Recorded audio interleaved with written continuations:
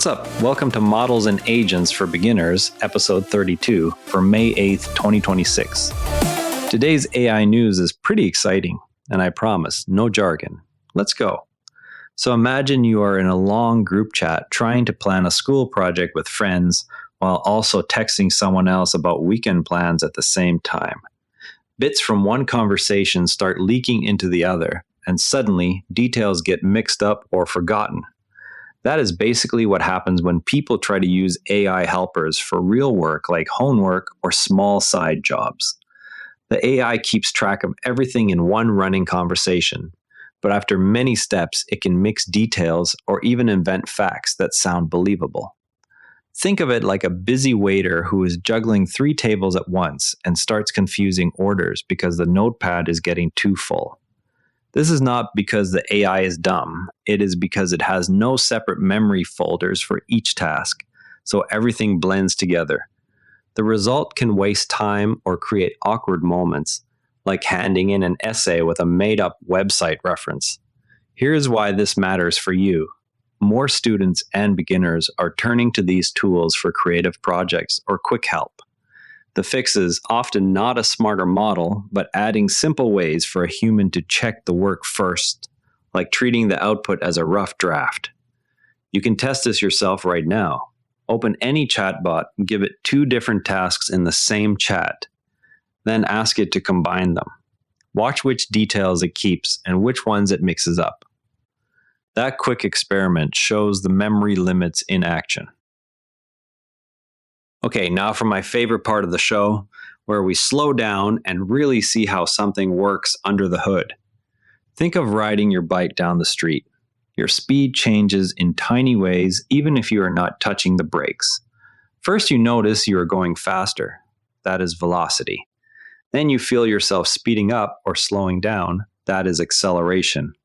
Then comes the sudden lurch when you hit the brakes. That is jerk. It is like the change of the change. Now imagine those changes themselves start changing again. The 4th level is called snap. The 5th is crackle. The 6th is pop. It sounds like breakfast cereal, but it is really just a way to track how motion gets more complicated the longer you follow it. And AI builds a little world where you drag sliders and watch a dot move with all these layers at once. It does not understand physics like a scientist. It learned patterns from millions of moving object examples and guesses what should happen next. So next time someone mentions higher order derivatives, you can picture the bike wobble getting wilder as speed increases.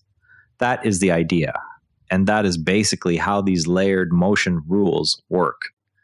Not so scary once you see the bike example, right? Now let's look at some cool stuff you can actually try today. There is a simple web page that turns those same motion ideas into a toy you can play with on your laptop or phone. You drag sliders for velocity, acceleration, jerk, snap, crackle, and pop while watching a dot move across the screen. It feels like testing game character movement instead of doing textbook math. Go to the page, set only snap high while everything else stays low. Then switch to making pop high. Notice how the dot's motion suddenly feels different, almost like it has its own personality. That is the experiment.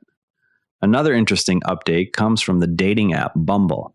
They are building an AI helper that suggests matches instead of making you swipe through hundreds of profiles. The AI would learn what you usually like and bring those people forward, almost like a friend who knows your type and points them out.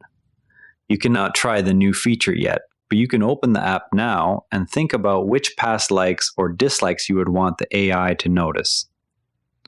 That quick reflection shows how the tool might save time while also raising questions about whether it narrows your options too much. Here are a couple of quick bits to wrap up the news. Meta is working on an AI that could browse Instagram and actually buy things for you, like a personal shopper living inside the apps you already use. It would handle browsing and checkout, so you don't have to, though it is still in early testing. In other news, leaders from the US and China are exploring formal talks about how to handle powerful AI systems. It is still early, but it shows governments treating AI like something that needs shared international rules. And that's a wrap. If any of today's stories made you go, huh, that's cool, go play with it. Curiosity is how every expert started. See you tomorrow. And if you'd rather watch than listen, find us on YouTube at Anera Network. Links in the show notes. This episode used AI voice synthesis of my voice. Editorial selection and analysis are my own.